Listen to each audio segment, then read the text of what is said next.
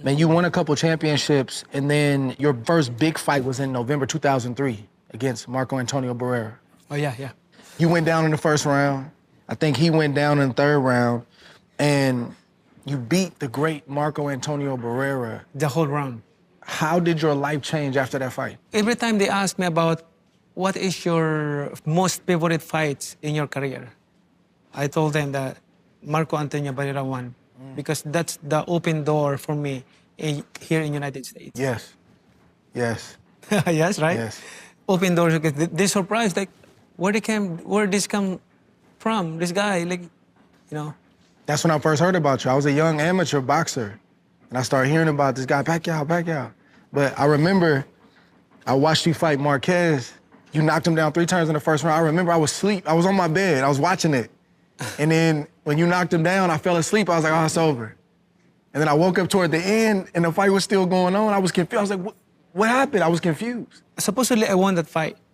The judges missed the scorecard. Supposedly, he has to score 10-6. He scored like 10-7. Because three knockdown is, you must score 10-6. Yeah. If there is no 3 knockdown roll. That's the rules of boxing. If there is no 3 knockdown rolls, you must score 10-6 if three knockdowns. So that's a miss of and second is, that time, I got, in the first round, I got big blister on my foot. So that's why it's hardly to move. Yeah. Man, you went from that fight, man, and you went on a crazy run. You fought Morales multiple times. You fought Barrera again. You fought Marquez again. But then the Oscar De La Hoya fight in 2008, that was the next level. When you did what you did to Oscar, first of all, did you know it was going to be that easy? And second of all, like, what was your life like after that fight? You know, that's a good thing, good question, because you know that I'm moving up in different ways from 122, 126 to Marco Antonio Barrera, 130, and then 135 to 40, 35, yeah, 40, no, 47. 135, and then jump to 147.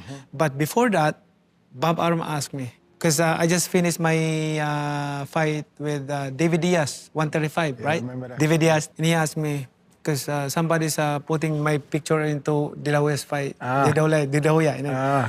Then there's a rumor like, oh, maybe this guy, like, can be a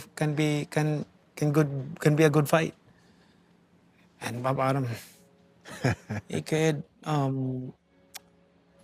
you willing? Are you interested to fight Oscar De La Hoya? And then I told Bob, let me think about it. Just give me a couple days, and I will answer you.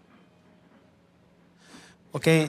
Then I watched De La Hoya's fight, and I watched his fight. I watched his style, like, you know, and then I study.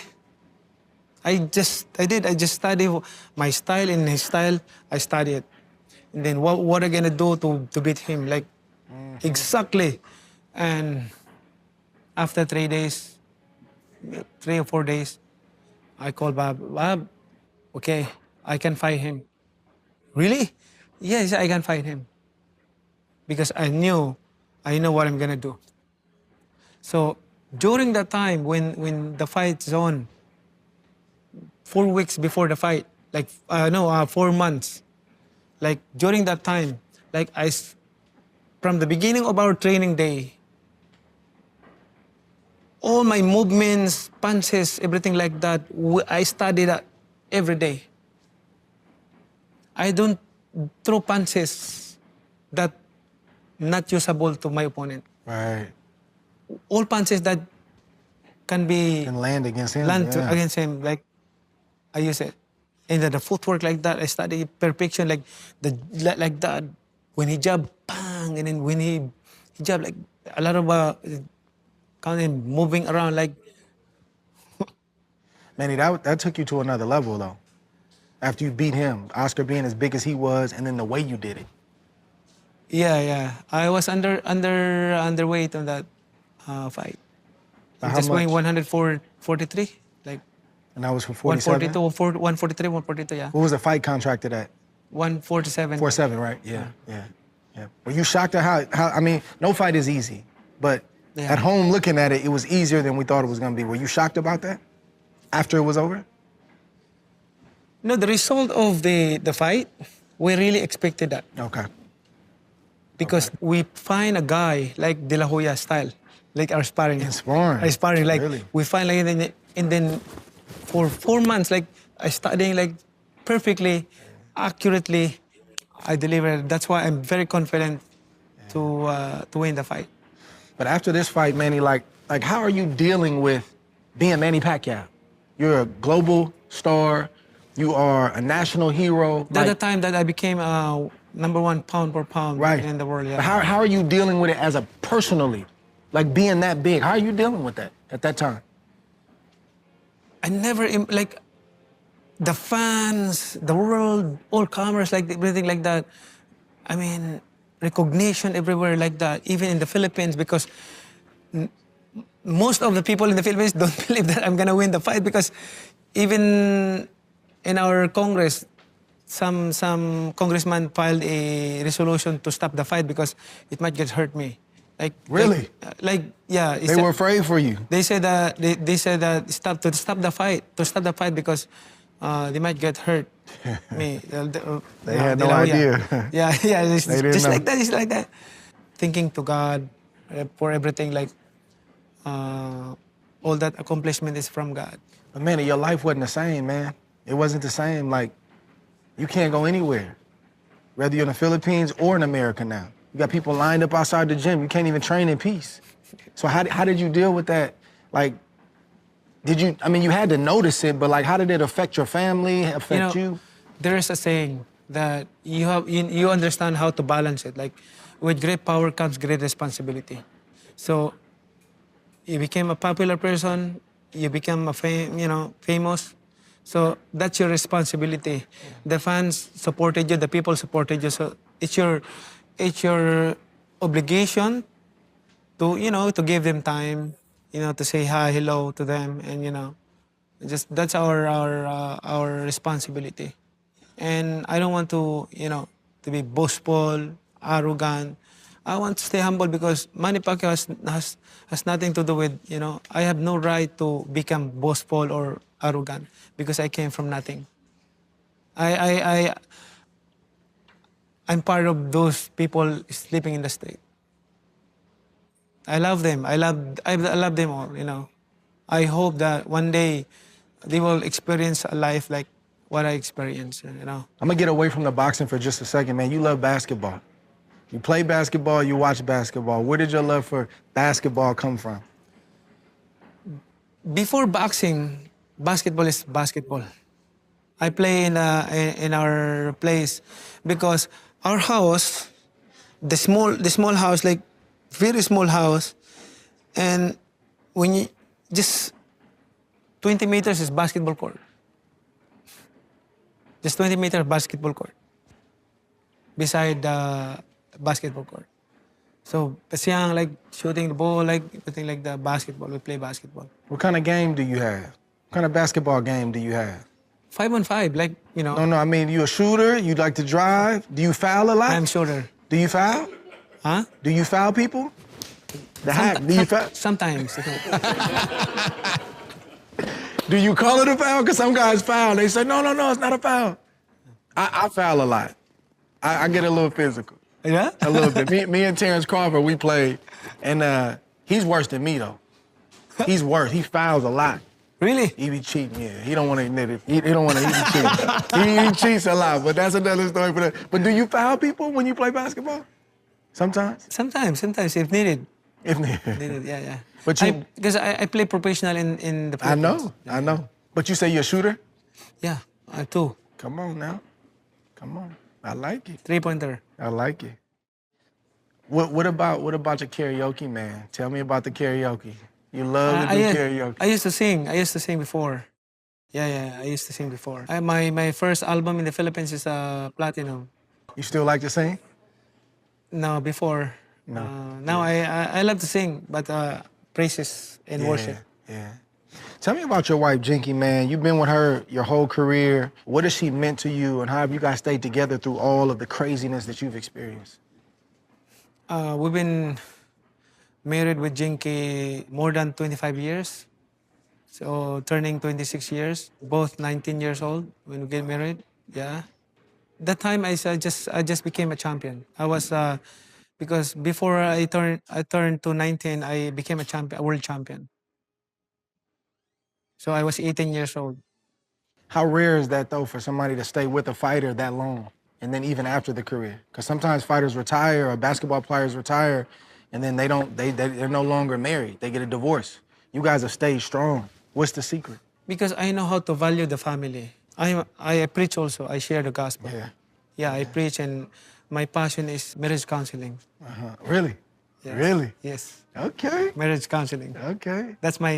I want to get back to the fighting for a little bit. I got a few more. I'm gonna let you go. And I only bring this up because I wanna see if you can speak to the young fighters who have dealt with this. You know, in 2012, you had the Marquez knockout, right? And again, you're a global superstar having to deal with something like that. Like, how did you recover from that personally as a fighter? Because some people never come back from that. But you got up, you said, I made the mistake, I was careless, and you continued on with your career. How did you do that? You know, when you are in boxing, you know, in your career as a boxer, expect that, you know, not all the time you you win. Like, I mean, there's a time that you lost. So you must accept it and learn from it. What I did is like, okay, I lost it, but I want to learn what my mistake, what I did wrong during training, preparation, in the fight, everything like that, how I study my style, the style of my opponent. That's how I became 8 different weight division champion. It's because I'm still, you know, I mix boxing into science. There's I have a principle like the secret arts of boxing. That's why I mix it. Did you ever doubt yourself when you first came back after that knockout to say, man, do I still have it? Can I still take a punch? No, I never doubt myself. Because it's my condition, my you know, my mind is still there. Like nothing's changed. Like nothing's changed. It's just happened that way. You know, you cannot avoid the circumstances. You know. Man, also in 2015, we finally got the fight that everybody wanted with Floyd Mayweather. What happened in that training camp with your shoulder going into that fight? Man, supposedly, like, I'm just wondering 2 weeks before the fight, like, if I'm going to postpone it or not, because I'm so bothered with my shoulder. But the thing is, I'm worried about the fans, because the ticket is sold out. The fan is already there in Las Vegas waiting for the fight. Like, the whole world is very excited for that fight.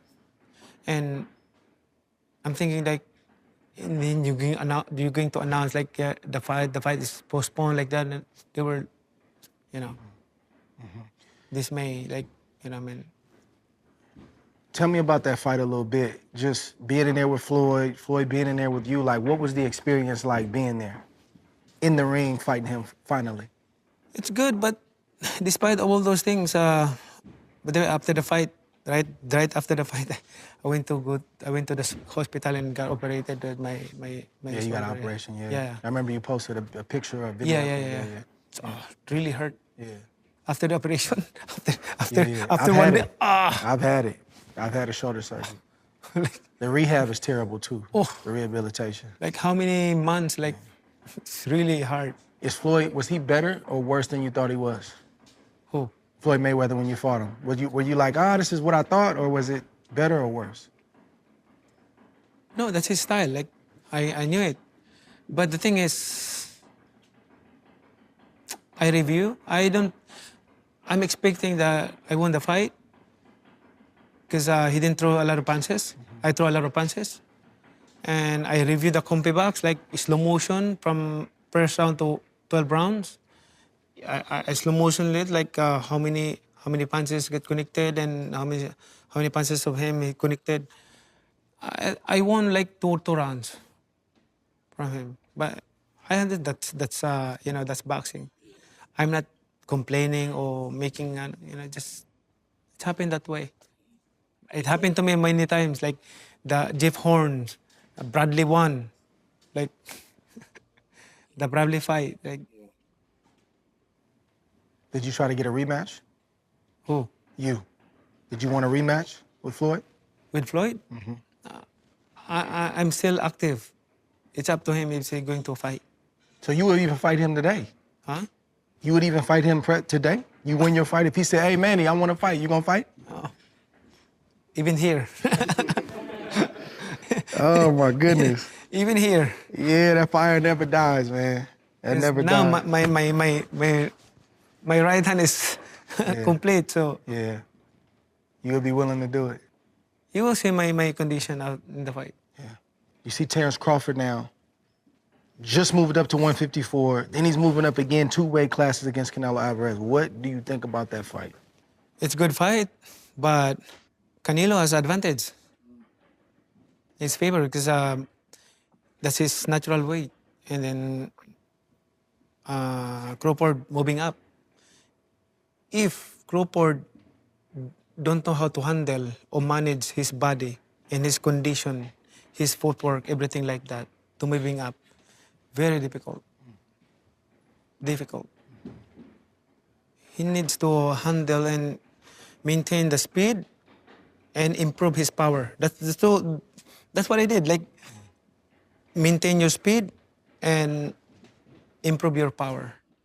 When I fought the Margarito, Yeah, that was crazy. 154. That was crazy. Your power carried up. It went up with you.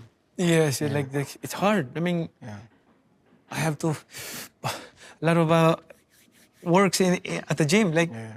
I train like 3 to 4 hours a day. Yeah. What can we expect from you, Manny, and your fight in July? What can the fans expect from Manny Pacquiao? You know, all I can say is like I always bring surprises to the fans. Surprise? I always bring surprises, you know. That's Manny Pacquiao.